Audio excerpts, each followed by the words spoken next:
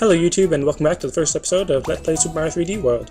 In this episode, I'm actually going to have to erase a file. I just realized that. I'm going to erase file 2, because that's the one I think I have the least progress on, basically.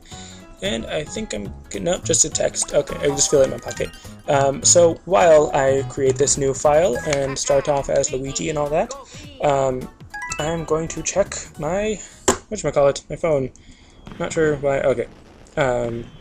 Alright, anyways, so let's just watch this beginning intro thing, this movie that I think it's really well done. I mean, this whole game has really good graphics, the Wii U in general. Well, I probably shouldn't say the Wii U in general, because it's really just the more recent games that have had more HD amazing graphics and all that.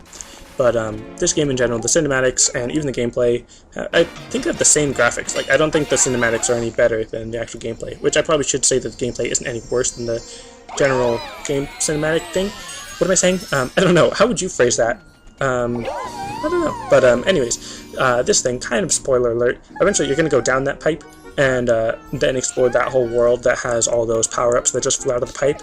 But by those power-ups coming out of the pipe, does that mean that now the normal Mushroom Kingdom has all those items? Like, that's kind of interesting. Something I never really thought about when playing this game, until recently, I suppose, was that when you go in that pipe, you're no longer technically in the Mushroom Kingdom. You're in some other Sprixie world, which is kind of interesting because it looks just like the regular Mushroom Kingdom. It has plenty of Goombas and all that, which technically those are just Bowser's henchmen, so that makes sense.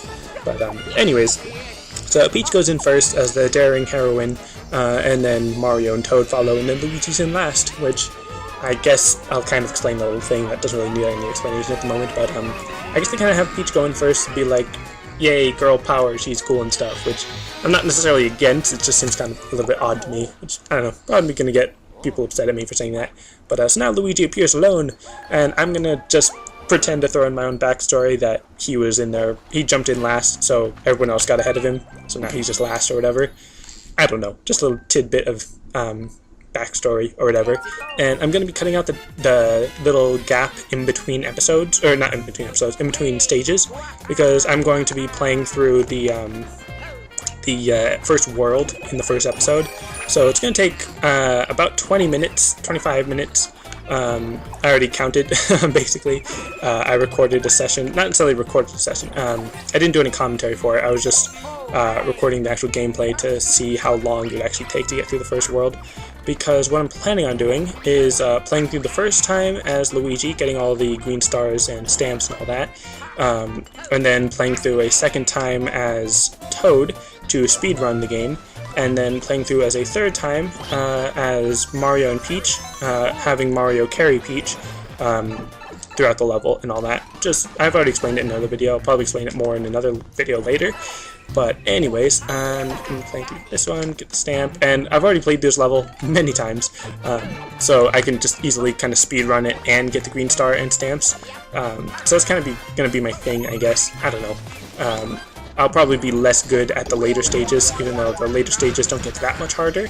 The final stage, oh my goodness, that is ridiculous. Like, I mean, it's just so difficult. I mean, I am honestly quite speechless at the moment, just because of how ridiculous the final stage is, the Champions Road thing.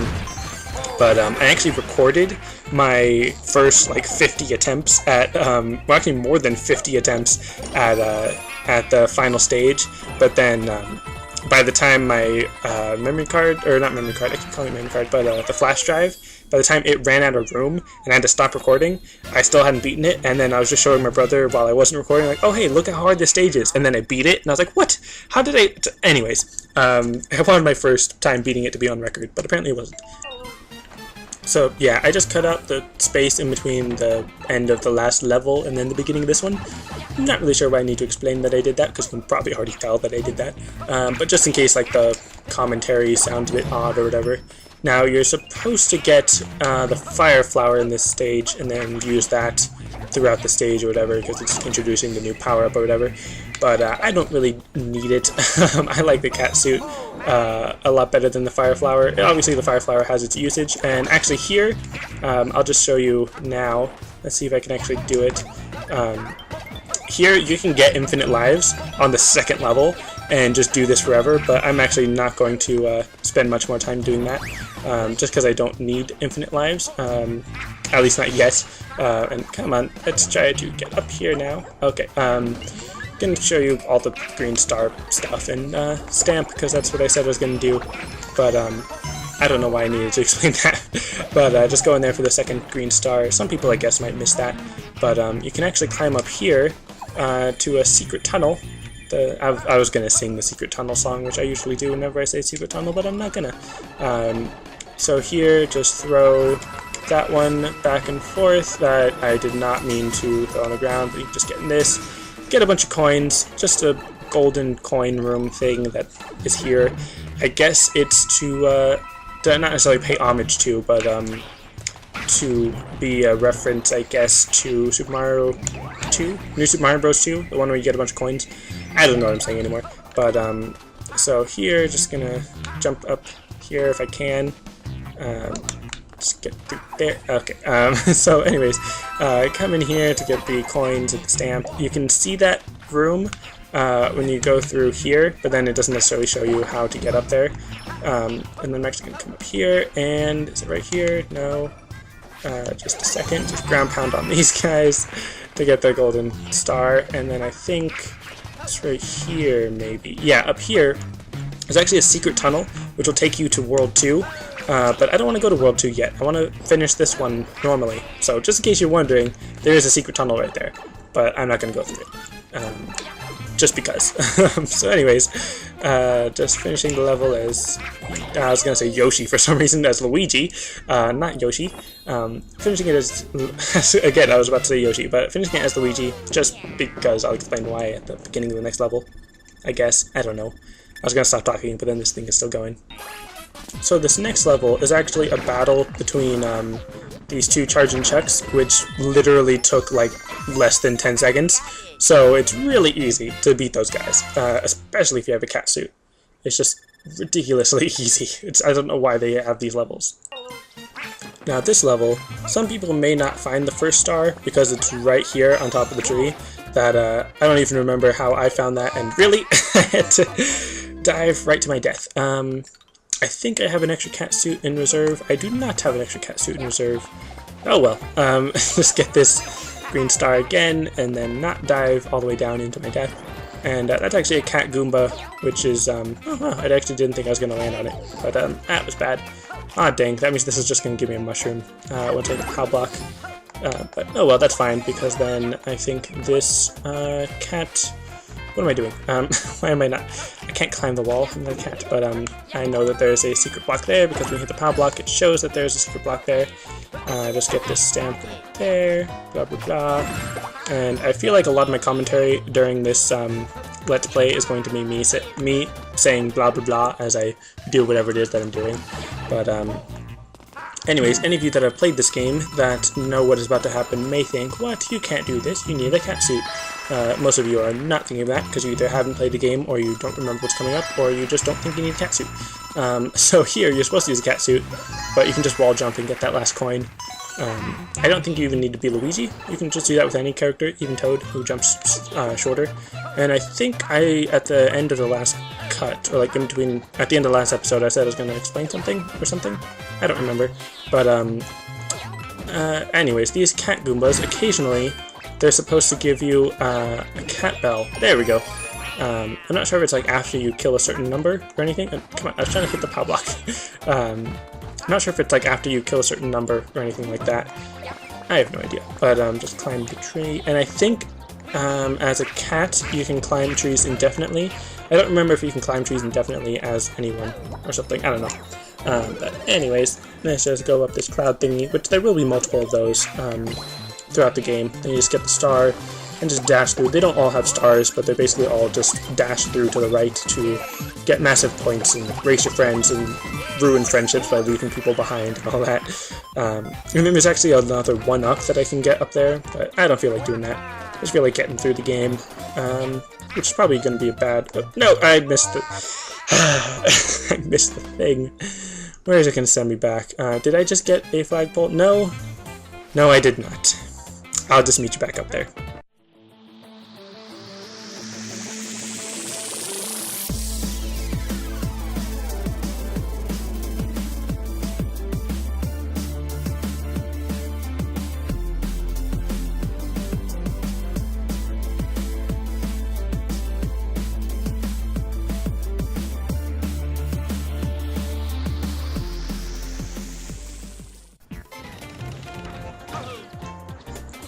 Alright, so now I'm back basically to where I was when I left off, kind of, when I fell off the stage right there. So I'm not going to make that mistake twice, and just dive into this piranha plant and kill him.